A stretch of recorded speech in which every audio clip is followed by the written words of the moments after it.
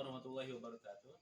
Bapak Ibu guru yang hebat, saya akan menjelaskan mengenai kode etik guru. Kode etik guru terbagi menjadi 3. Yang pertama, etika terhadap ilmu. Yang kedua, etika terhadap peserta didik.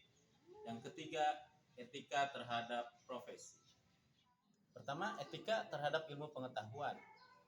Guru harus memiliki integritas intelektual, yaitu menghormati hakikat ilmu dan batang tubuh pengetahuan.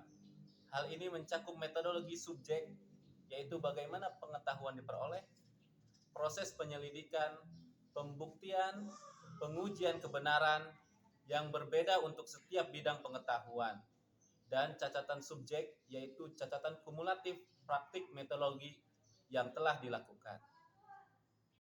Yang kedua yaitu integritas kejuruan. Menghormati pengetahuan, keterampilan, dan pengalaman profesional.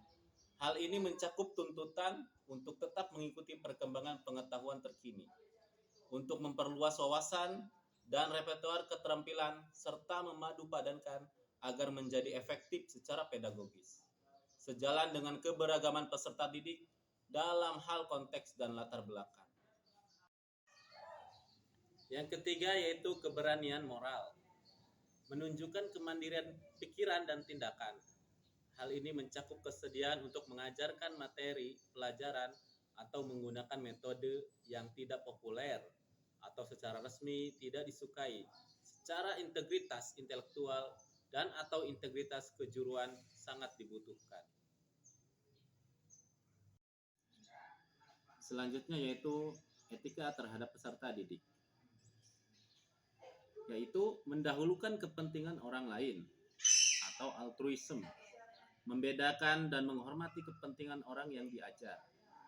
Hal ini berarti menempatkan kepentingan-kepentingan tersebut di atas kepentingan mereka sendiri, menumbuhkan harga diri yang sesuai pada orang-orang tersebut, dan mengenali bahwa pendidikan adalah proses interaktif, bergantung pada kontribusinya peserta didik dan juga guru. Yang kelima yaitu tidak berpihak. Mengakui saling ketergantungan sosial. Hal ini berarti menghindari dan mencegah eksploitasi terhadap satu individu atau kelompok. Yang keenam, memiliki wawasan kemanusiaan. Menghormati keluarga dan keadaan sosial yang diajar. Hal ini melibatkan kepekaan terhadap keberagaman pengaruh dan menghindari stereotip, serta berusaha untuk memastikan kesetaraan kesempatan pendidikan. Ketujuh yaitu memikul tanggung jawab pengaruh, melaksanakan dan menerima tanggung jawab atas pengaruh yang mungkin bersifat jangka panjang.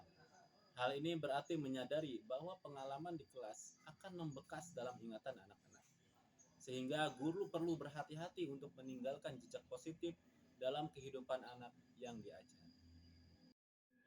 Selanjutnya yaitu etika terhadap profesi. Kerendahan hati, menyadari kekurangan diri sendiri, termasuk bersedia mengakui bahwa seseorang mungkin salah dalam kaitannya dengan pengetahuan dan perilaku. Kesembilan, kolegalitas. Menghormati dan bekerjasama dengan rekan kerja profesional. Hal ini mencakup mendengarkan dan belajar dari orang lain, serta menyadari bahwa setiap disiplin ilmu memiliki kesamaan dan perbedaan menerima tugas untuk bekerja sama demi kepentingan mereka yang diajar. Kesepuluh, kemitraan. Mengakui dan menerima kontribusi mereka yang diajar dan rekan dalam mengajar. Hal ini mencakup mempertimbangkan dan memanfaatkan sejauh mungkin bakat dan keahlian mereka yang diajar, serta situasi sosial dan keluarga mereka. Yang terakhir yaitu yang ke-11, tanggung jawab dan aspirasi profesi. Bersedia mengedepankan nilai-nilai profesional, keahlian dan minat dengan cara memberikan tanggapan secara terbuka mengenai kebijakan pendidikan. Hal ini berarti berbicara dan menulis secara terbuka tentang dampak kebijakan publik untuk praktik pendidikan. Itulah 11 kode etik guru yang harus diterapkan kita sebagai seorang guru yang profesional.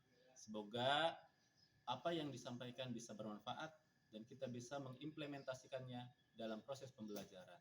Terima kasih. Assalamualaikum warahmatullahi wabarakatuh.